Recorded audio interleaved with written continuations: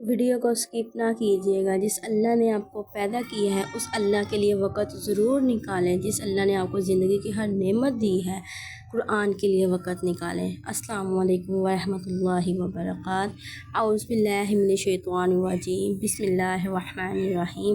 آج ہم پڑھیں گے سورۃ البقرہ کی آیت نمبر 44۔ کیا تامرون تم حکم دیتے ہو الناسا لوگوں کو بالبر نیکی کا وتنسون اور تم بھول جاتے ہو انفسکم اپنے نفسوں کو وانتم اس حال میں کہ تتلون تم پڑھتے ہو الکتاب کتاب افلا تو کیوں نہیں تعقلون تم سمجھ رکھتے تم عقل کرتے۔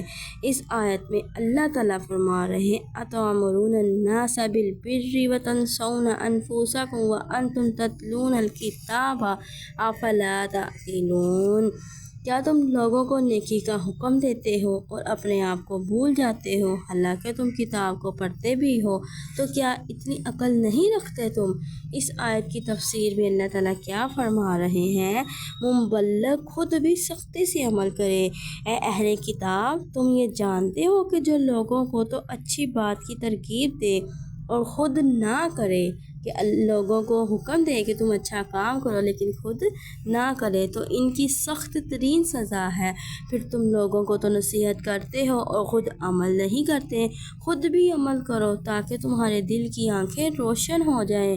یہود لوگوں کو تو نیک اعمال کی نصیحت کیا کرتے تھے لیکن خود عمل سے جی چراتے تھے۔ اللہ تعالیٰ نے فرمایا کہ یہ بڑے شرم کی بات ہے کہ دوسروں کو تو بتاؤ اور خود عمل سے کتراؤ۔ اسی طرح منافقین لوگوں کو تو نماز روزہ کی تاکید کرتے تھے لیکن خود اس سے بھاگتے تھے۔ اللہ تعالیٰ نے یہ آیت اتار کر انہیں بھی غیرت دلائی ہے۔ معلوم ہوا کہ جو کسی کو کوئی اچھی بات بتائے تو خود بھی اس کا سختی سے پابند ہو۔ بے عمل عالم کی مذمت۔ ایک عالم دین کی یہ حالت قابل افسوس ہے کہ جان بوجھ کر علم کے خلاف عمل کر رہا ہو، کیونکہ یہ جہل نہیں ہے۔ علم جہل میں زمین آسمان کا، عالم اور جاہل میں زمین و آسمان کا فرق ہے۔ رسول اللہ صلی اللہ علیہ وسلم نے فرمایا معراج کی رات میرا ایسے لوگوں پر گزر ہوا جن کے ہونٹ آگ کی کینچیوں سے کاٹے جا رہے تھے۔